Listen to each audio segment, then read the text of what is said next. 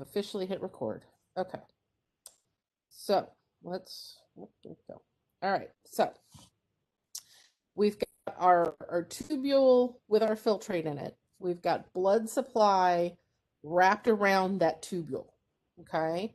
And so what we're going to do is a series of transitions, right? We're going to move some stuff out of the filtrate and back into the blood. And if we move things from the filtrate back into the blood, then we're going to refer to that as tubular reabsorption. Okay? So what we're doing is we're reabsorbing things that were filtered out into the blood. Right? So we sent the blood through the Bowman's capsule. We filtered almost everything out, way more than we really want to get rid of. But the body errs on the side of caution here. Right? It's easier to kick everything out and then move back the stuff we want to keep than it is in that little tiny space and that little tiny amount of time to try to sort out what we want to get rid of and what we want to keep. Right? So it's sort of like if you've ever organized your house by pulling everything out of your closet.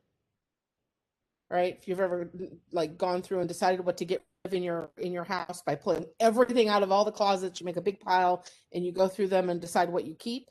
That's sort of what your body's doing here, right? Everything gets filtered out and then go back through this process. And every time we go through a process of reabsorption, we are pulling things out of the filtrate and putting them back in the body, back into the blood supply. Okay? There are also places where you will have tubular secretion. And this is the opportunity where we have to bring things back into the filtrate. Okay? We're not filtering like we did back in the Bowman's capsule. We are just bringing in specific molecules in specific places because we need to balance specific things. Okay, so it's a much finer detail. So filtration and secretion are similar in that they move in the same direction, right? Things move into the tubules and they increase the concentration in the filtrate. But they're different in that filtration is much less specific. Filtration just dumps everything. Secretion is very specific. It's very specific about what it will move. Okay? And if you can keep those three things straight in your head, right? And it might not even hurt to have like a little sticky note next to your computer as you're walking through this, just kind of reminding you, filtrate, everything goes out of the blood into the filtrate.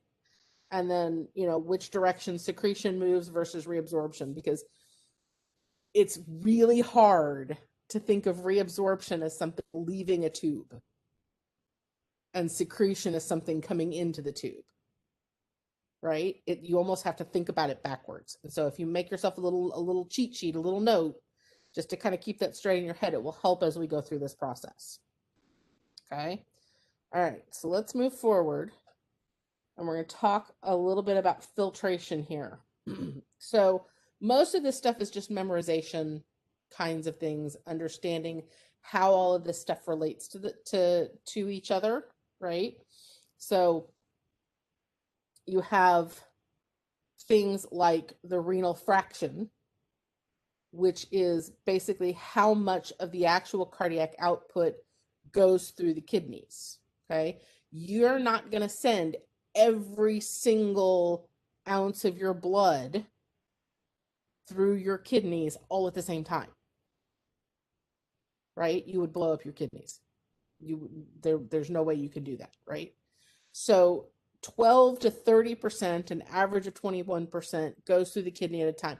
I'm not going to ask you that percentage. I just want you to understand that it's not a large amount.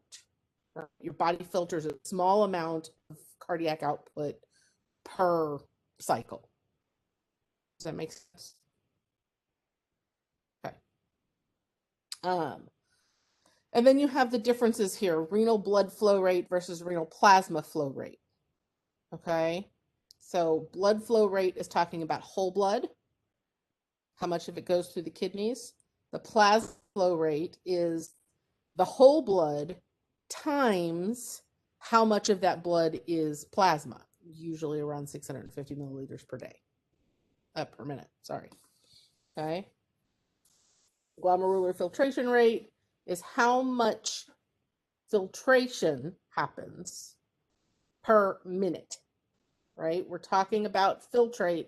Filtration happens only in the glomerulus, and we can measure that. So about 180 liters per day is what your body is filtering out of your blood. Now, you will notice that we're filtering out 180 liters a day, but we're only sending 1 to 2 liters to the urinary system, out as urine. So what that should tell you, if we're filtering 180 liters, then between the time that we filter and the time that we send the urine through the collecting duct out to the bladder, we reabsorb a lot, right?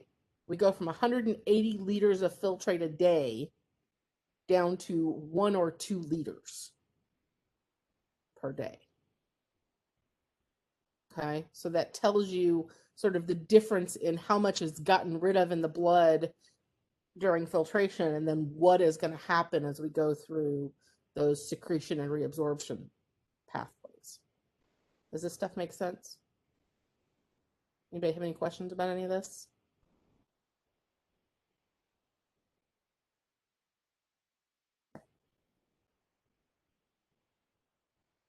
All right. Think way back when we talked about the blood vessels and we talked about capillaries and we talked specifically about fenestrated capillaries. Anybody remember what a fenestrated capillary looked like? Bunch of random holes. They had holes in the membrane, right? That allowed for movement of things across that membrane. Those fenestrated capillaries are the kinds of capillaries that you're going to see in the glomerulus, in that Bowman's capsule area, right? So you're going to have this filtration membrane, right? Think of it like a screen that you're trying to filter, like if you were draining spaghetti, right? You use a colander with little holes in it that are specifically designed to keep the spaghetti in and let the water out, right? This filtration membrane is designed to let certain things leave the blood and to keep certain things in the blood. Okay? That filtration membrane includes the fenestrated glomerular capillaries, a basement membrane, and some cells called podocytes. Podocytes are basically cells that look like they have feet. Okay, and I'll show you a picture here in a minute. And basically, in order to get through that membrane, you have to be a particular set of molecules, okay? It is much more permeable than a normal capillary, right? That's the whole point of a fenestrated capillary. Now, some proteins will get through that membrane, but not many, okay? Most of the proteins are kept in the blood. Actually, it's one of the things that your doctors look for if they're checking your urine to make sure that your kidneys are functioning properly, is to make sure that they look for the protein in urea, which is basically what is the protein level in your urine. If it's too high, then there's a problem with the filtration system in your kidneys, and the proteins aren't being kept in the blood the way that they're supposed to be. Does that make sense? Anybody have questions about any of this?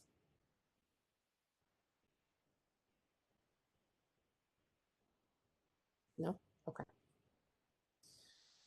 Okay, so filtration pressure. Now, we talked a little bit about this when we talked about the blood supply. right? We talked about hydrostatic pressure and osmotic pressure and all of those things, right? This is where it gets applied in a very real way, okay?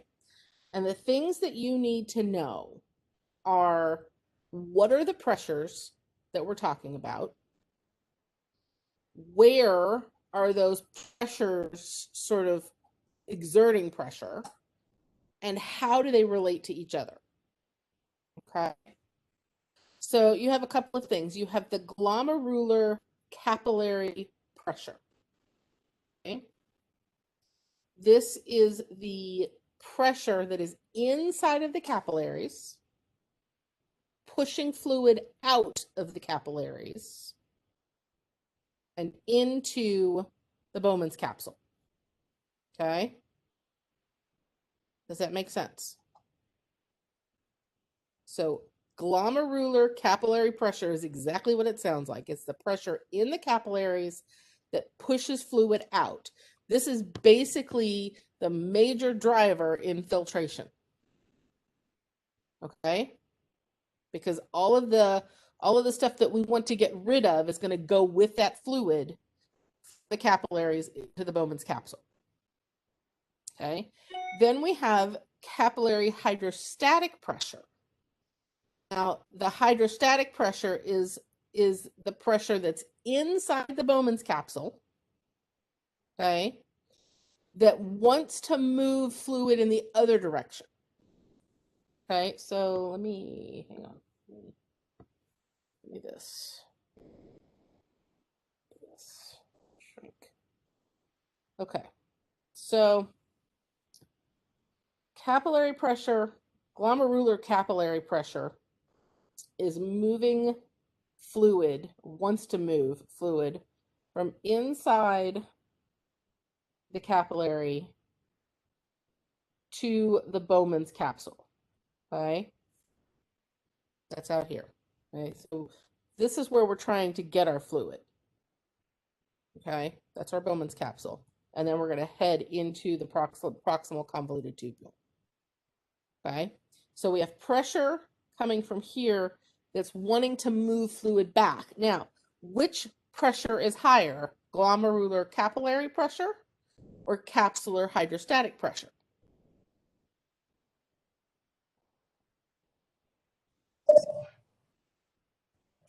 Glomerular. The capillary pressure, right? The glomerular capillary pressure is higher. And that's important because if it was lower, what would happen? There would be no filtrate. There would be no filtration, right? The fluid, instead of the fluid leaving the blood and filtering into the Bowman's capsule, if it was lower than the capsular hydrostatic pressure, then that fluid would go in the opposite direction. Right? We don't want that to happen. So we need that to happen. We need the other way to go. And then we have third pressure, which is the blood colloid pressure. That is related to the concentration of proteins that are in the blood. Okay. And how they sort of help to move fluid in the same direction as the hydrostatic pressure. Okay. So you'll notice both of those arrows are moving into the blood. Okay. So that protein concentration in the capillaries is going to sort of help pull blood in. Okay. Now, the really important thing that you need to understand is, which one is moving and which ones are moving in which direction. And the fact that because both of these, even combined, are still lower than the overall pressure of the glomerular capillary pressure, we still get a net filtration, right? So we still have a higher effort pushing fluid out of the blood into the Bowman's capsule than we have resisting that, which is what allows for filtration. Okay? So this tells us what the filtration pressure is. And as long as that filtration pressure is a positive number, then we know that we're getting appropriate filtration. If that filtration pressure drops to 0 or a negative number, then you're not going to get effective filtration. And if you don't get effective filtration, then the waste products that are building up in your blood continue to build up in your blood. Okay? The goal here is to get those waste products, those toxins, broken down, byproducts of medicines, alcohol, byproducts of reactions that have taken place in the body. All of those things need to be filtered out. They need to be gotten rid of, or you will get sick, right? There's a reason why when a patient's kidneys start to fail, they go on dialysis. The dialysis machine functions as a nephron. Basically, it filters the blood for them, even though the body isn't able to do it itself. Okay? So these pressures are what allow that filtration to happen. Does that make sense? Anybody have any questions about this? So is there a constant flow back and forth? There's just more flow coming from the glomerular. It's all about net movement. Yes. Yes.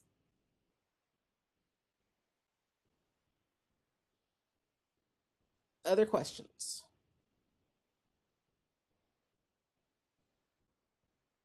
Okay.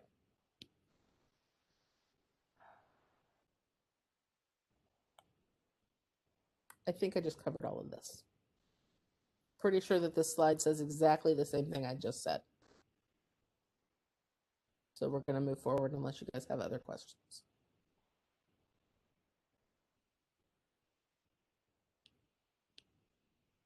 Okay. So this is about how we regulate the filtration rate, how fast we're filtering. Okay. There are intrinsic mechanisms and there are extrinsic mechanisms. Okay. The intrinsic mechanisms are going to be things that are specifically tied to the nephron itself. Okay. These are mechanisms that the nephron has to increase or slow down that flow.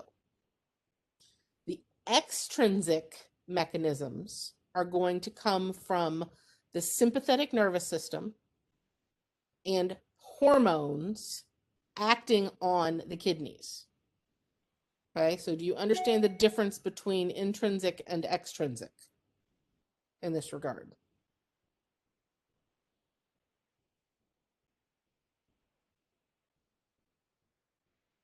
Yes. Okay. All right. So there are two intrinsic mechanisms. Okay. There's the myogenic mechanism and the tubuloglomerular feedback mechanism. And the myogenic mechanism is about blood pressure. Okay? If your blood pressure goes up, then the afferent arterioles are going to recognize an increase in pressure. Okay? Afferent arterioles are the ones that are bringing blood in which direction? In To the kidneys, right? So if I constrict the afferent arterioles, is that going to increase or decrease the amount of blood that I can filter at any one time? Decrease. It's going to decrease, right? I'm going to slow down the speed with which blood comes into that glomerulus, that Bowman's capsule, right? And the reason I want to do that is because you don't want the blood moving too fast, right? We've got to have time to filter everything out. If blood pressure increases, then the renal blood flow itself will increase, and then we're not going to be able to filter as efficiently. Okay? So the myogenic mechanism is a response to an increase in blood pressure, and it causes a constriction of the afferent arterioles that will slow down renal blood flow to allow for continued efficient filtration. Does that make sense? Is this something, I mean, I don't want to go through this if you guys already understood this. So is this something that you understood before? No, I'm glad you went over it. Okay. Tubuloglomerular feedback. So somebody, take a minute, guys, and read, because I feel like I'm doing all of the talking today, and that is not helpful for anybody. Read that description and tell me what it means. Tell me what's happening.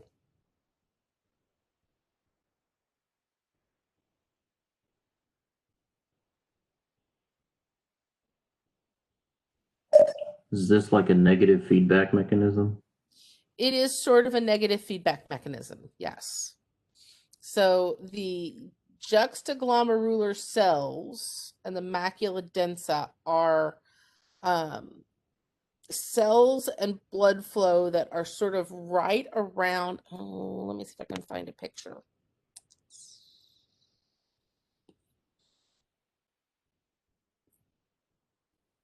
I may need to pull the good nephron. I don't have any good nephrons. I'll do this one. No.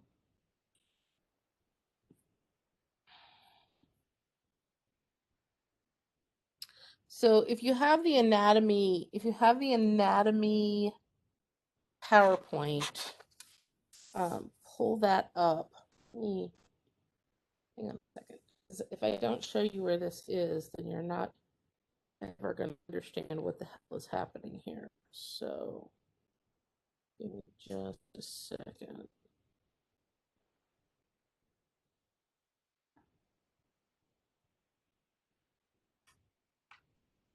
That's not the one I want.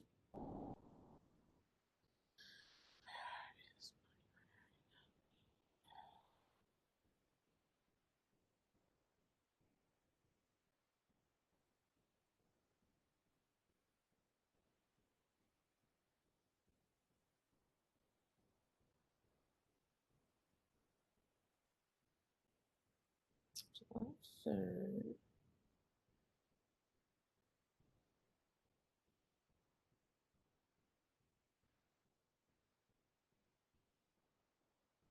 All right, I'm gonna have to go find this.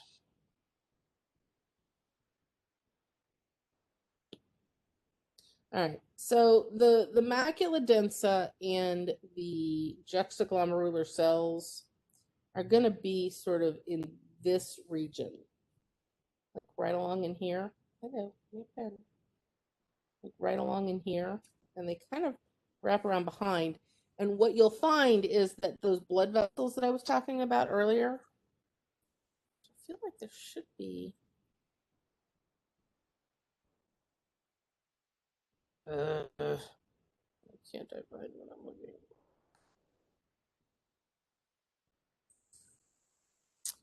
All right, hang on. Let me see if I can find the urinary anatomy PowerPoint. I think we need that.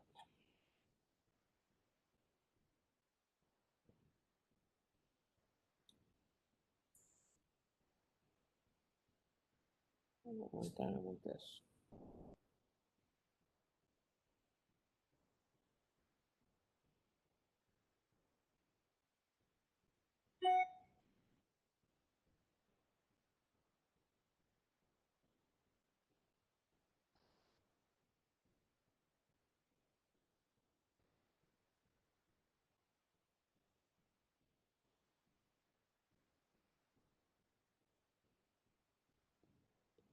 Give me a second, guys.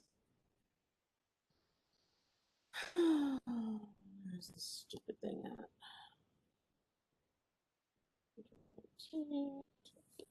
to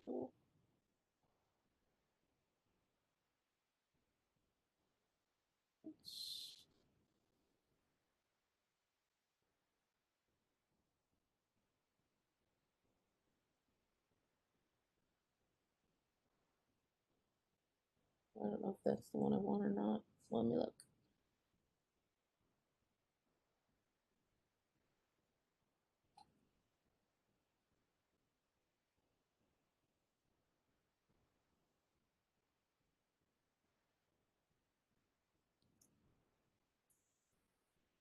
Hang on, I'm gonna find it.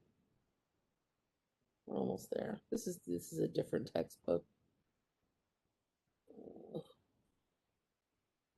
What was it?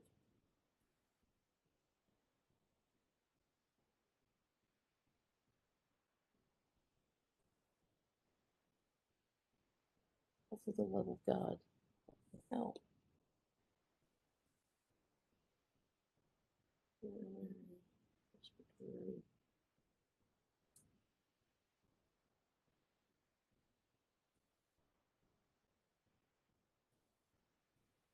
Let me try one more place. Hang on.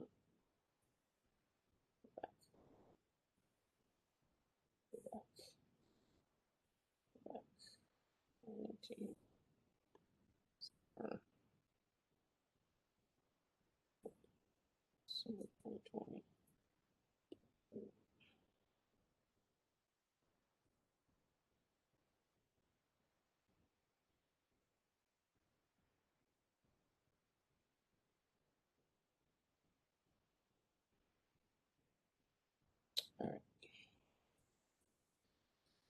Last ditch effort.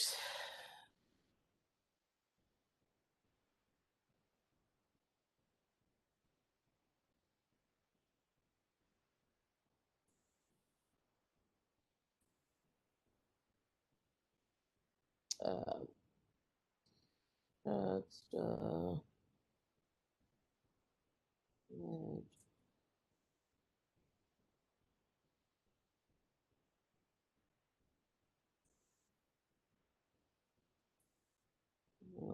macula densa. That's what I want. Oh, for the love of Pete. Macula densa. There we go. Nope. Images.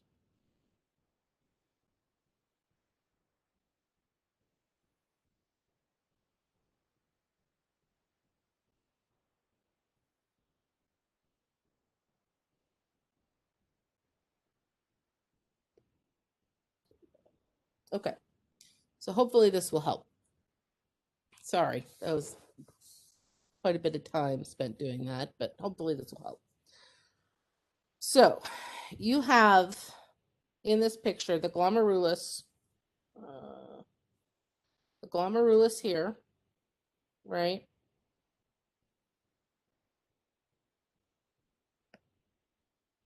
You're not letting me drive. Okay. Okay. You have the glomerulus. Yes, today. And then just outside, in between the afferent arteriole and the efferent arteriole, you have this set of cells, right? And inside of there, you have the macula densa. Do y'all see that? The little green guys in there in between the blood vessels. Okay. And then right along the edge of the afferent arteriole, you have the juxtaglomerular cells. Okay. So when you look at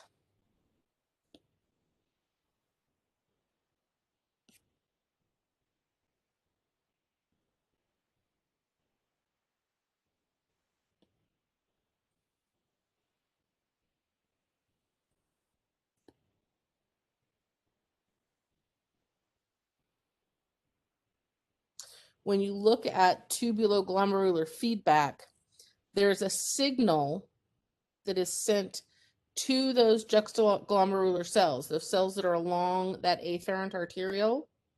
right? That signal tells the afferent arteriole to constrict.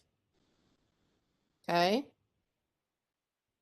The signal comes from the macula densa, and the macula densa is able to actually identify an increased rate of blood flow in the filtrate that exists in the blood vessels there. Okay, so both the myogenic mechanism and the tubuloglomerular feedback mechanism will reduce the amount of blood flowing into the artery or into the Bowman's capsule as a result of an increase in blood pressure or as a result of too much of blood flowing too fast. Okay, does that make sense? Is this making sense? Okay. So those are the intrinsic mechanisms. The extrinsic mechanisms, we've actually already talked about one of the extrinsic mechanisms. Remember way back when I told you to remember the renin-angiotensin-aldosterone system? Do y'all remember that? I see one head nodding yes. Anybody else remember that?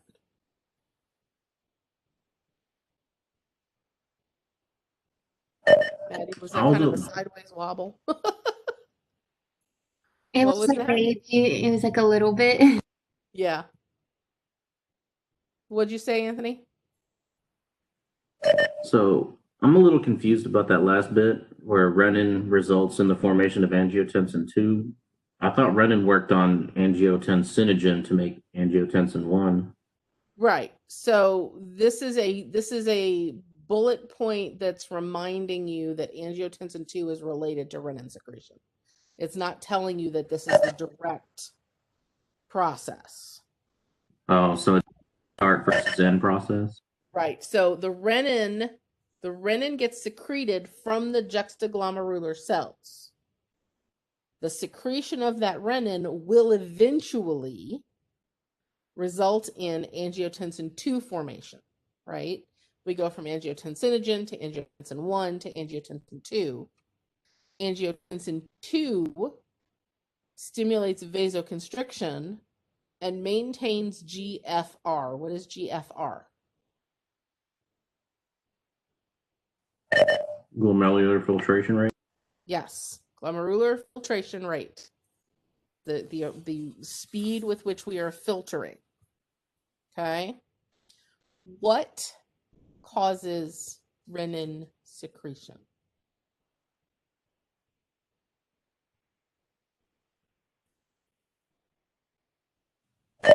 Blood loss or dehydration? Blood loss, dehydration. It's basically it's all related to sort of sodium levels and water levels in the blood, right? So that is one of the extrinsic mechanisms, right? And I think we'll talk about it some more here in a minute. I can't remember if I've got more of it in here or not, but I probably do. And if not, go back to the blood PowerPoint and review that again, because you will need to know that. The other extrinsic mechanism comes from the sympathetic nervous system. Okay, sympathetic stimulation will constrict small arteries and the afferent arterioles and will decrease renal blood flow and filtrate formation. Okay, both of these extrinsic mechanisms, both of them occur when there are severe conditions happening in the body. You are hemorrhaging and having lots of blood loss, or you are severely dehydrated. These two processes will then act on the kidneys in order to help maintain a glomerular filtration rate that is going to keep you alive. Okay? Does this make sense? Anybody have questions about this?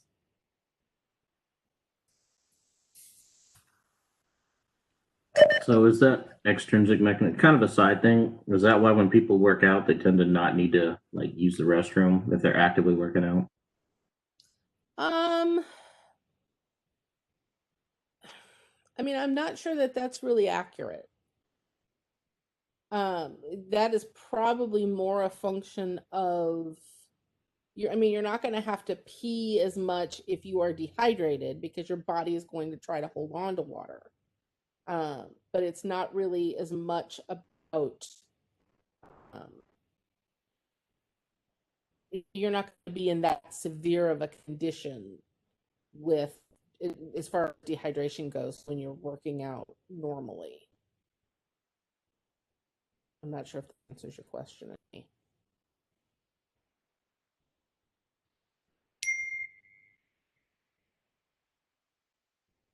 Okay, so we finished talking about filtration. We've pulled all of the stuff out of the blood. And we have this filtrate that is now inside of the Bowman's capsule, and it's getting ready to move into the proximal convoluted tubule. Okay? Tubular reabsorption happens in the proximal convoluted tubule. It happens in a few other places too, but the major reabsorption happens in the proximal convoluted tubule. Over 99% of the filtrate that was just pulled out of the blood gets reabsorbed into the blood in the proximal convoluted tubule. Over 99%. So almost all of it. So when I say, the body pulls it out and then sorts it fast. Okay?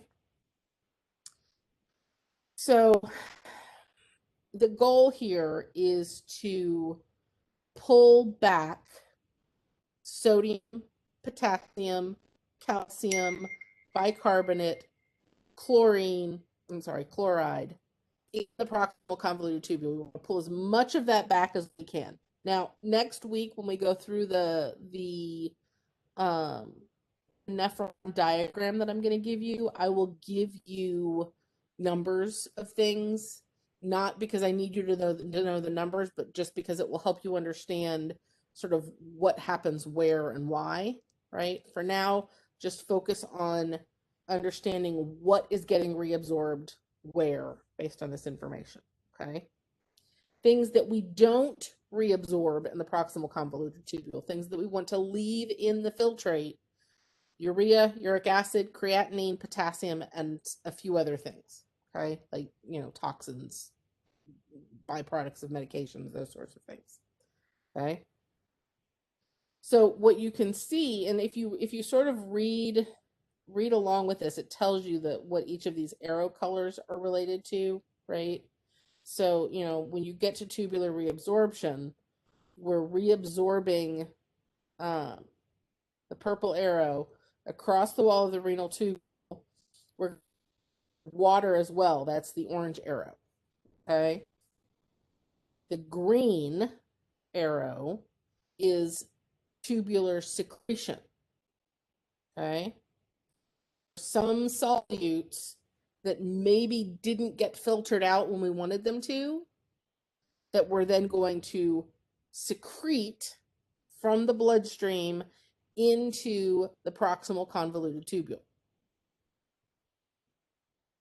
Okay. So this is all happening right here. Right. So filtration happens in the Bowman's capsule, and then have some tubular reabsorption, most of the tubular reabsorption, and some tubular secretion happening in the proximal convoluted tubule. You guys with me?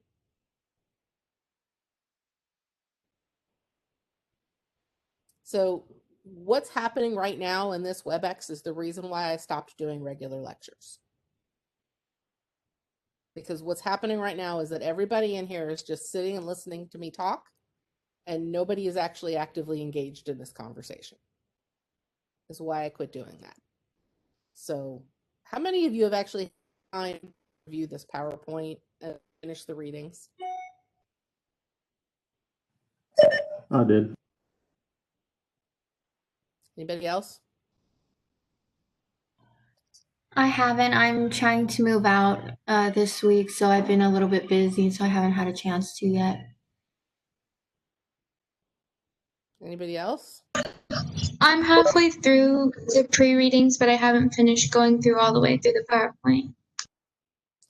Okay, so here's what I'm going to do because we only have 10 minutes left before my AMP1 students come in, and because I feel like they're not ready for this today, I'm gonna call it at this point, right?